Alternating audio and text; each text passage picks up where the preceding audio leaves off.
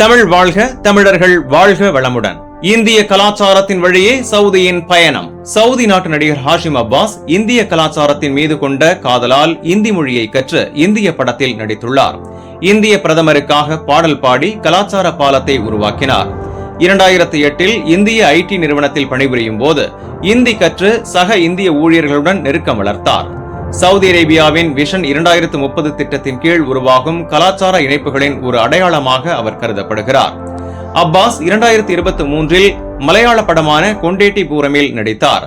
அவரது பயணம் India Saudi உறவுகளின் நெருக்கத்தை பிரதிபலிக்கிறது. அப்பாஸ் குறிப்பாக கேரளா பயணங்களில் இந்திய கலாச்சாரத்துடன் தனது தொடர்பை ஆழப்படுத்தியுள்ளார். சவுதி நடிகர் ஹாஷிம் அப்பாஸ் இந்தியர்கள் சவுதியை பற்றி அன்புடனும் மரியாதையுடனும் பேசுகின்றனர், சிலர் அரபு மொழியையும் சரளமாக பேசுகிறார்கள் என்று அவர் கூறினார். சவுதியை பற்றிய பழைய தவறான எண்ணங்கள் மாறி பண்பாடுள்ள நாடாக இந்தியர்களிடம் பார்க்கப்படுகிறது என அப்பாஸ் கூறியுள்ளார். இன்றைய வர்த்தக செய்தி.